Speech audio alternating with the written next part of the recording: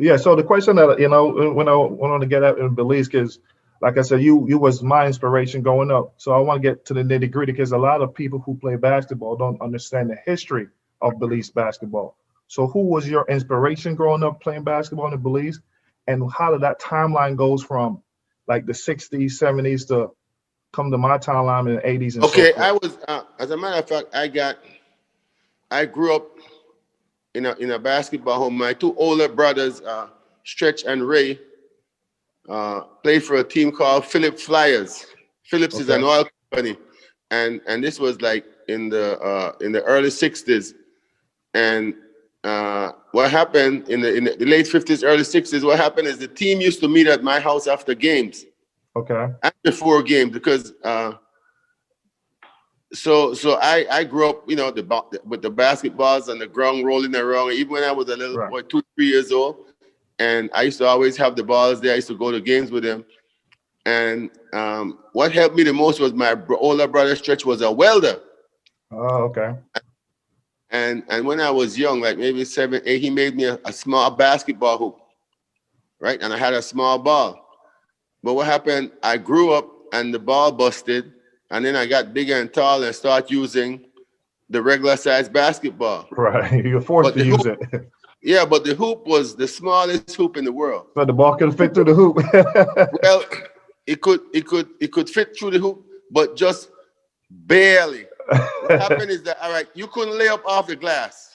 Oh, that's how small it is. It'll just rim out. Yeah. It won't go. It was two. It couldn't. It would hit. It would hit. Bobble out the rim. And To teach you perfection, though. That's how you learn to shoot. exactly, you couldn't shoot it with a spin Right. because it would spit it out. So I had to shoot what I heard a coach who saw me shoot. He said, "God damn it, he's shooting a dead ball."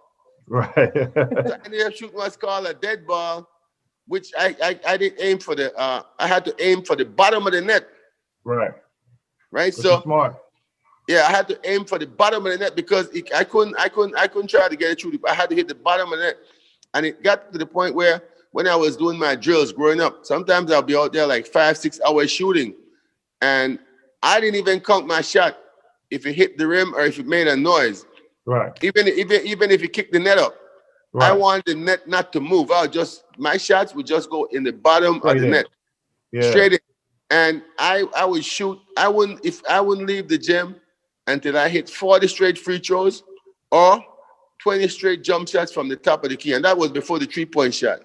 Because Wow. my career, I grew up through the transition of the 3-point shot. But back to the '60s with Flyers and my brothers and them, their greatest rival at that time was a team called Holy Redeemer Credit Union, which Okay. their two stars were Sonny Main Okay. and I know another Sonny. and a dude they call Marga Joe. As a matter of fact, Sonny Main, um, I'll tell you what, I know you guys know Sonny. 'Cause from then until now, Sonny Main has never missed a basketball game. Right. And Sonny was And with us too in Venezuela for the basketball too, man. He was with us eh, the whole time. exactly, and today he's kind of like the lead man whenever there's a team traveling to any games, whether it's Central American and Caribbeans or the Olympics. He's like the motorcycle before the parade. Right. When you see Sonny with the flag, it's because Belize is coming. But he's the leader. He's the Oh yeah, leader of the band, he huh? was a great all around athlete. He was an MVP in basketball. Oh, really? I didn't know that. Yeah. Oh yeah, he was a track and field, I know you played tennis. And I saw him play tennis. tennis. All Yeah. right, he's one of Belize's two greatest tennis players all time. Okay. And so we had that era. Before them, I used to hear about some older men like Eagle Usher, who's the husband of Miss Jane Usher, who owns the largest credit union in the country.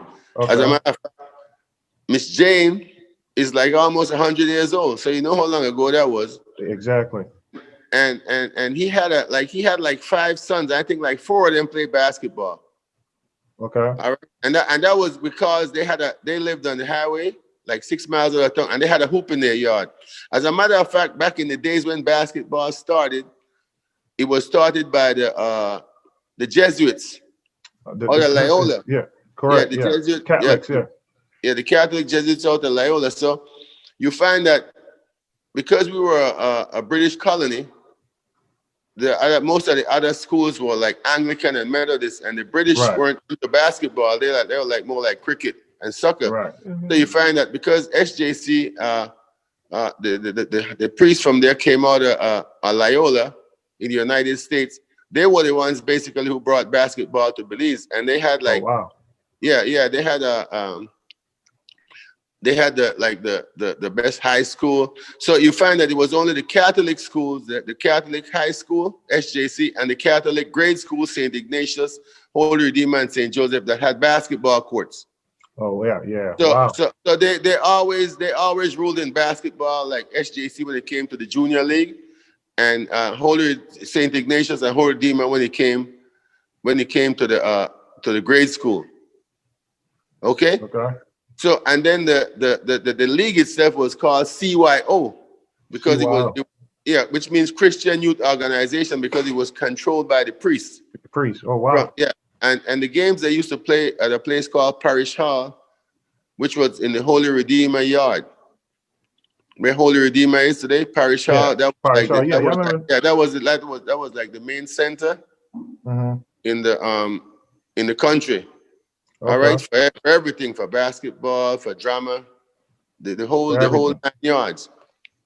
And I think the priest that brought basketball to Belize, I think his name was Jim Carney. Jim Carney, okay. Yeah. And so after that, the game went from the hurricane came and destroyed the Parish Hall, 1961 hurricane. And the game moved to St. Ignatius, which is in our neighborhood. That's right around the corner from where you live. Yeah, for real. Right down the street from where I live. Both of us live 2 blocks away. I live 2 blocks down the street. You live 2 blocks down the corner. 2 blocks opposite way, right. And what happened is that St. Ignatius became the breeding ground for most of the poor and the privileged Black kids on the south side. Right. All right. So you'd find that out of SJC came, it was mostly like you'd say, like it was like mostly like the players from the north side and from other countries. As a matter of fact, SJC had 2 teams, one called Externus and one called Internus. Internus was made up of, because a lot of students used to come from Mexico and Guatemala to SJC because it was the best high school in the region. Oh, wow. Okay. So you find that the players that came from the other Central American, basically Spanish-speaking countries, were called externals because they were external. External, yeah. And Internus was the ones internal in Belize. Yeah. And they used to participate in the junior leagues, which was made up of those 2 teams and neighborhood teams or a team that was sponsored by different companies, but they basically dominated. Oh, wow. Okay.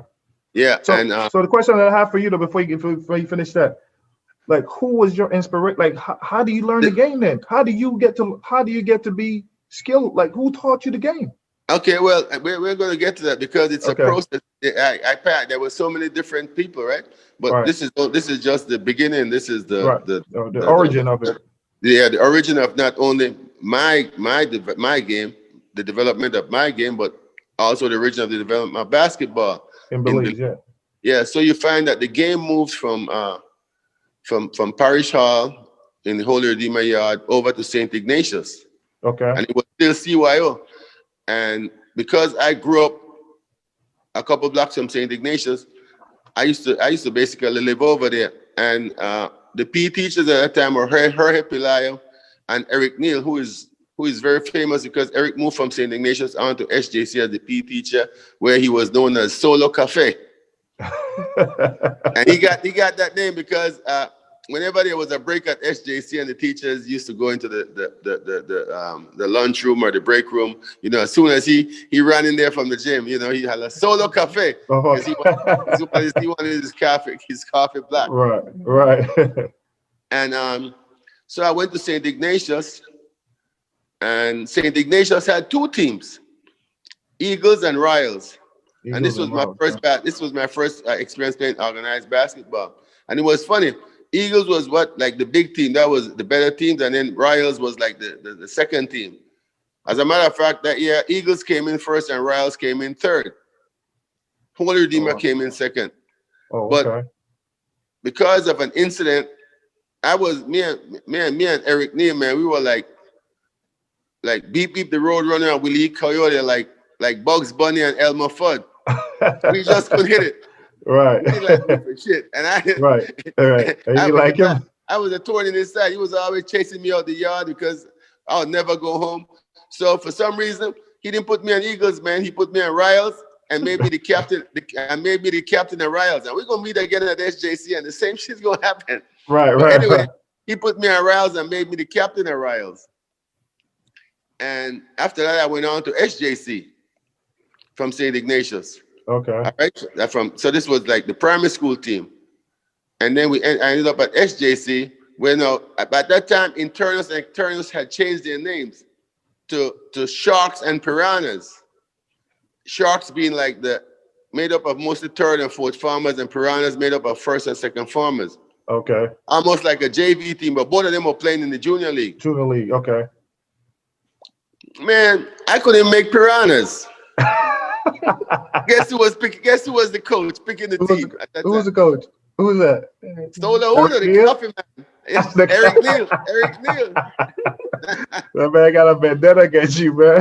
Boy, you could say that shit. Because after school,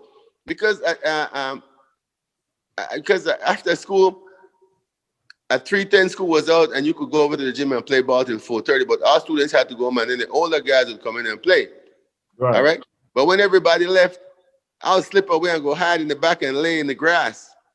And after he left, because he was a PE teacher, he would close up the gym for the high school. After he left and the older guys came in, I would pop out and come play with the older guys. So I was always, so that helped me a lot because I was always playing with older men.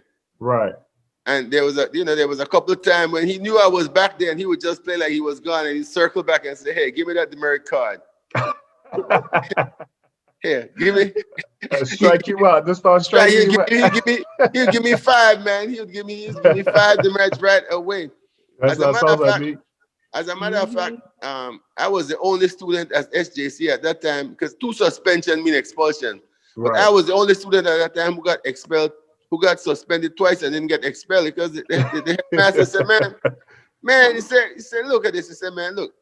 He said, 90% of your demerits is from staying after school at the gym. Right. He said that